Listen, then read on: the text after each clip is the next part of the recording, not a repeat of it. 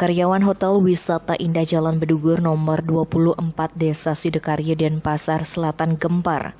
Pasalnya, seorang tamu asal Jakarta bernama Cahyo Haryadi ditemukan tewas di kamar hotel tersebut. Kanit Reskrim Polsek Denpasar Selatan Ibtu Hadimastika Karsito Putro menerangkan, peristiwa itu bermula ketika seorang kurir ekspedisi membawa barang untuk korban.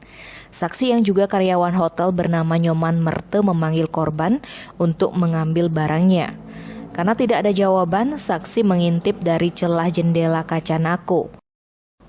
Saksi mengira korban masih tertidur lelap, sehingga saksi menemui kurir dan membayar biaya paket tersebut.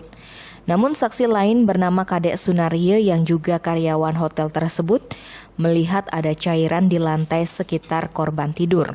Kemudian menyampaikan kepada saksi Merte. Mengingat pintu kamar terkunci, kedua saksi menyampaikan ke atasannya bernama Kadek Sukarniti, lanjut melapor ke Perbekel Sidokaryo. Pihak desa Sidokaryo mendobrak pintu kamar hotel tersebut dan mendapati korban sudah meninggal dunia dengan wajah membiru. Kejadian itu langsung dilaporkan ke polisi.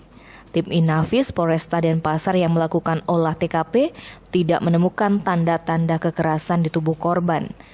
Petugas hanya menemukan obat-obatan berupa Panadol dan Antimo. Kuat dugaan korban meninggal karena sakit, tapi polisi masih melakukan pemeriksaan medis lebih lanjut. Tim Bali Express melaporkan.